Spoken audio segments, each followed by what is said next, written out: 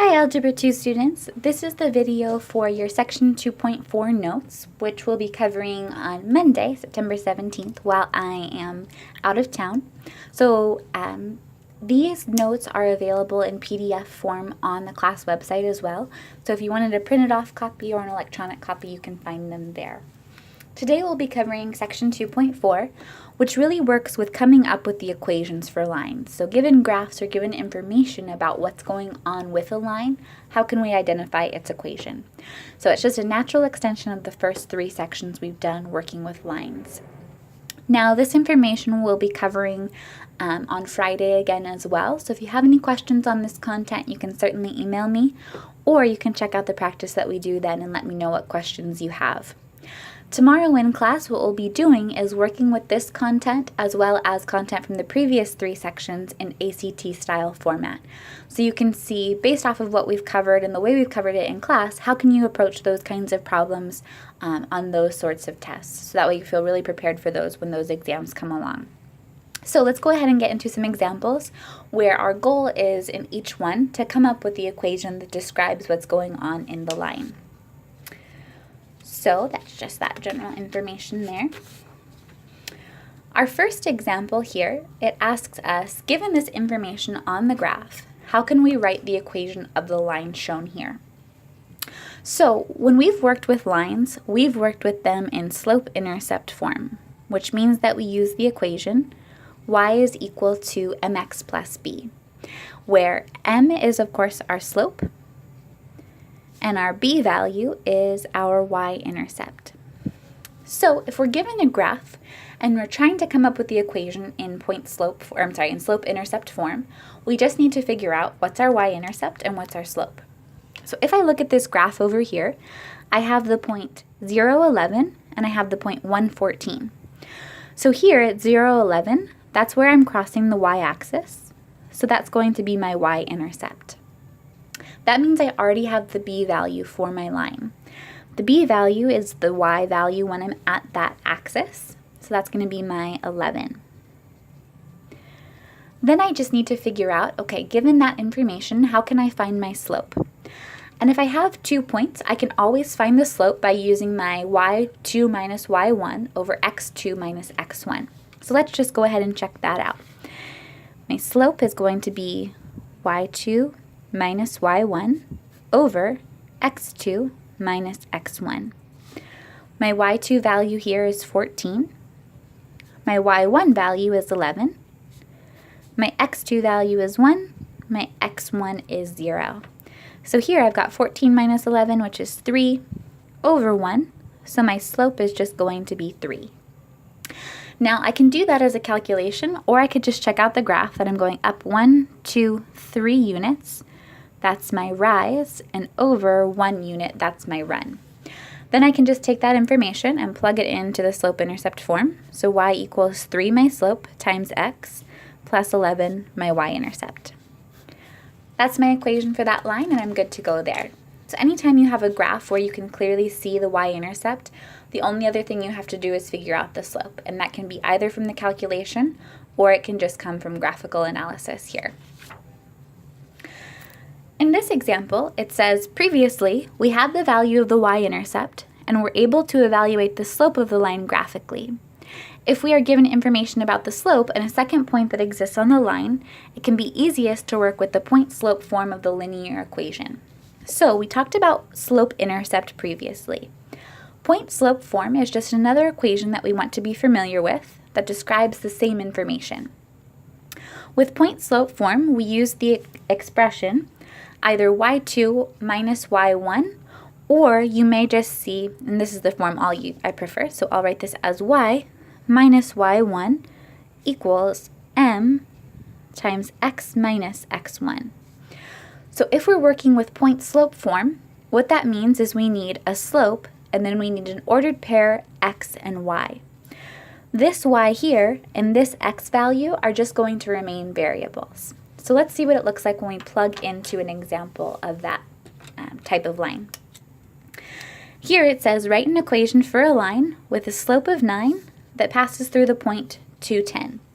So again, I'm going to use point-slope form, y minus y1 equals m times x minus x1. So I just look for the values to plug in here. This is my x1 and my y1. So I'm going to plug in and have y minus the y1, 10, equals my slope, which is 9, times x minus my x1, which is 2. So this is the equation of a line in point-slope form. Now, in general, we tend to convert information from point-slope form into slope-intercept form. And the reason for that is when we're in slope-intercept form, we can see what value we have for our slope, and for our y-intercept, it's easy to graph. So at this point, even though this perfectly describes a line, I want to go ahead and expand it out into a form that's easier to graph. So at this point, I'll distribute that 9 and have 9x minus 18.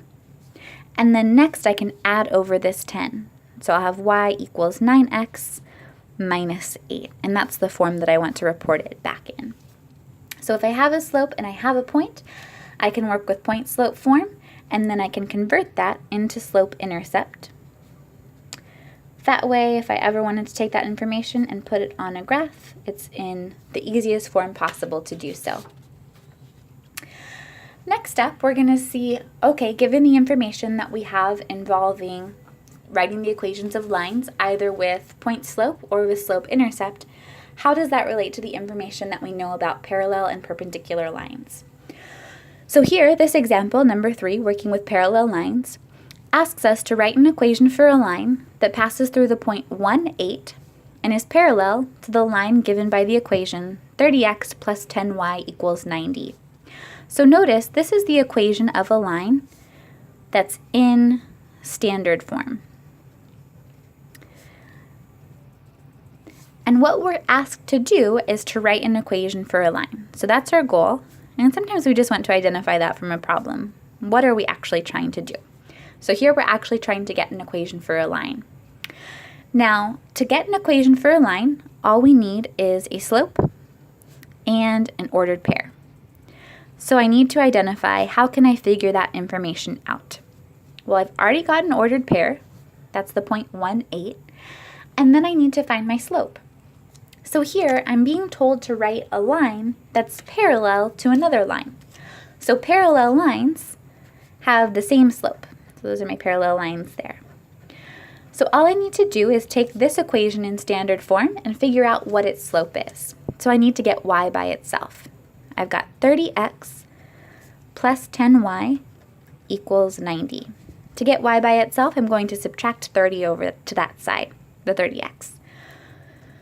So I'll have 10y equals negative 30x plus 90, and then I can divide both sides by 10. So I will have y equals negative 3x plus 9. So this line written in slope-intercept form is that line. Here, the slope value is going to be negative 3. So if I'm writing the equation for a parallel line, that line also needs to have a slope of negative 3. So now I have all of the information I need to write this line. My slope value is negative 3. The ordered pair is the pair that I was given of 1, 8. So then we just go ahead and put that into our point slope form. Y minus the y1 value equals m times x minus the x1 value. I plug in y minus the y term is 8. My slope is negative 3. And then I have x minus the x term, which is 1. So that's my equation in point slope form. But just like we saw before, it's a good idea to put that information into slope-intercept form so that it would be easy to graph. So I'll have y minus 8 equals, if I distribute that negative 3, negative 3x plus 3. And then I can add this 8 over to that side. And I will have y equals negative 3x. And then if I add the 8 and the 3, I'll have positive 11. So this line here also has a slope of negative 3, which means it's parallel to this line, and it passes through the point 1, 8. So it has that point on the line itself. So if we can work with parallel lines, that also means we need to be able to work with perpendicular lines. So we need to be able to remind ourselves anytime we come across these kinds of situations that parallel lines are going to have the same slope. Perpendicular lines are going to have reciprocal negative slopes. So for instance, if I have a slope of 5, then a perpendicular line is going to have a slope of negative 1/5. So sometimes if I just see that I'm doing a perpendicular problem, it's good to remind myself of that relationship before I get started, so I know how the slopes are going to relate. Here, this example tells us, write an equation for a line that passes through the point -9, -10, that is perpendicular to the line given by the following equation. So remember, if we want a line equation, which is really our goal for all of these problems, we're going to need a slope and we need an ordered pair. So we have to identify where can we find that information out. It tells us the line passes through the point -9, -10. So that's going to be our ordered pair. We've got -9, -10 here. And then we need to find our slope. So we're told that the line that we are coming up with needs to be perpendicular to this line given here. Y equals -1/2 x plus 12. So if we are perpendicular to this line, that means we are intersecting it at a 90-degree angle, and that our slope needs to be the opposite reciprocal. So to get a reciprocal of 1/2, I'm going to flip that fraction and have 2/1, which is 2. Then here I have a negative slope, so that means this slope needs to be a positive 2. So my slope value here is 2. Now that I have a slope and an ordered pair, I'm all set to come up with the equation of the line. Here, the equation of the line, I just use my y minus y1 equals my slope times x minus x1. So same point slope form every single time when we've got a slope and an ordered pair. So I'm going to do y minus, my y term is -10. So I've got minus -10 equals my slope, which is 2, times x minus my x value, which is -9. Now notice we're subtracting negatives with all of these, so we want to go ahead and change those to addition. So we've got y plus 10 equals 2 times x plus 9. Now just like we did before, it's tricky to graph if we're in point slope form. It's better to graph if we're in slope-intercept. So we'll go ahead and distribute that 2, and we end up with 2x plus 18. And then we're going to subtract that 10 over. So we'll have y equals 2x plus 8 as our final answer there. Now see, that information would be easy to graph because if we had an xy plane, just like this, we can identify our y-intercept value, which would be at the point 0, 8. And then we could go up 2 points and over 1. And then we would have that line nice and easy and ready to graph. One thing that's good about graphing is you can always go ahead and check, does the point that I've identified fall on the line? So sometimes that's a good check to make sure you have a correct equation, is that the point you've described that needs to be on the line actually is on the line. So I could always plug in -9 for x here, knowing that I would need to get out -10. So I like to do that sometimes just as a double check. Here I've got 2 times -9 plus 8. If I plug that value in, that would give me -18 plus 8. That means I've got y equals -10, which is the y value there. So this is just a check, not required to come up with the equation of a line, but never a bad idea to make sure your work is accurate. So far, we have come up with equations, either if we have the y-intercept and the slope, or if we have the slope and a point. Another scenario we can come across where we want to generate an equation is to come up with an equation when we just have 2 points. So here, this says, write an equation for the line that passes through the points -8, 10 and -6, 12.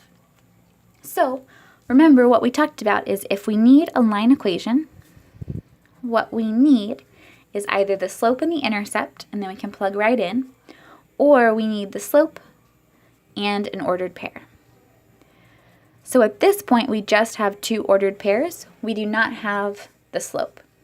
But if we have 2 ordered pairs, we can always identify the slope between those 2 points or those 2 ordered pairs. So let's start off by doing that. Step number 1, we need a slope.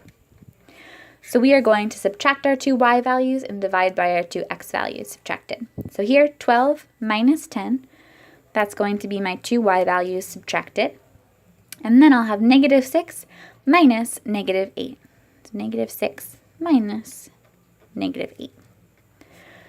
Up top, what that's going to give me, 12 minus 10 will be 2. Negative 6 minus negative 8 is the same thing as negative 6 plus 8, which is going to be 2.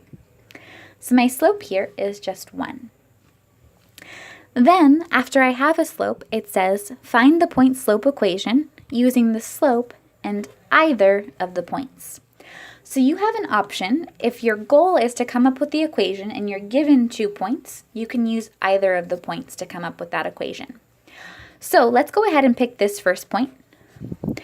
I usually like to pick the one that does not have negatives if possible, because then I'm likely to make fewer mistakes if I come up with that equation, or one that has small numbers like 1 and 2 if those are available. Here, these points are kind of same level of complexity, so it doesn't matter which one I use. So here I'm going to use point slope, so that means y minus y1 equals my slope times x minus x1. So for y1, I plug in my y term. Y minus 10 equals my slope, which is 1, times x minus negative 8, and that's the same thing as plus 8. Now, just to prove to ourselves that it does not matter which point we use, let's write the same equation using the opposite point. So in that case, we would have y minus 12 equals our slope value of 1 times x plus 6. So let's go ahead and just rearrange these, and we'll find that they give us the same slope-intercept form. So this problem will become y minus 10 equals, if I distribute that 1, I end up with x plus 8. And then if I add over that 10, I get y equals x plus 18. So that's my equation in slope-intercept form. If I did the same thing if I had worked with the other point, I have y minus 12 equals, distribute the 1, x plus 6, add the 12, and we get y equals x plus 18. So it doesn't matter which point you use. Again, I just like to pick the one that I'm least likely to make any errors with because it's smaller or doesn't have negative signs, but it will work out either way. So if you have 2 points and you want to find the equation of the line, first step is identify the slope using the slope equation. After you have the slope, pick one of the points to work with and put it into point slope equation. That's your y minus y1 setup. And then after that, whatever form you get, go ahead and rearrange it so your y is on one side and that you're in slope-intercept form, because again, that's going to be the easiest to graph. Remember that you can always check that out on your graphing calculator. So if you have a TI, remember your instructions are going to be a little bit different than if you have a Casio. But here, I can go ahead and plug my equation, x plus 18, into my graph. Now you'll notice here when I go to graph, I'm not seeing the line on the screen. And the reason for that is that my window is zoomed differently than I would want. So I can always change that by going to my window, and then I can change the information here. So let's make our x min negative 10, x max 10. Those are good kind of home base values for our window. And then let's make our y min, let's do negative 10, and then our y max, let's do 20. So if I go to graph, I see the line coming through. And remember that your cursor you can find by moving your arrow around, and that's true regardless of if you have a TI or a Casio. And if I find x is equal to 0 on my graphing calculator, the y-intercept is right around 18, which is what my y-intercept is here. So remember, your graphing calculator, depending on the addition, may give you a slight approximation. If you have the color addition, it will give you the exact value, but it's still a good check that your graph looks correct or accurate. Now, if I were to check my x value of negative 8, I can tab that cursor over so that my x is at negative 8. And then I can kind of move down to make sure I'm on top of the graph there. So see how my x value here is at negative 8? My y is at 9.8, which is really close to this value of 10. So I can always zoom And then Z-box and zoom in both are going to give you options to get closer to a specific point on your graph. But here, the closer I am to my graph, the more accurate the estimate is going to provide. So here, negative 8.03, y is close to 10. So then I can just zoom in again if I want to make sure that that point really is negative 810, because the closer and closer I get to 8, so notice I'm almost exactly at negative 8 there. My y value is almost exactly at 10.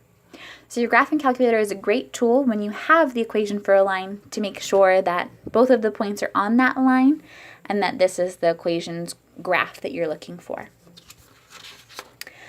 Last step today is going to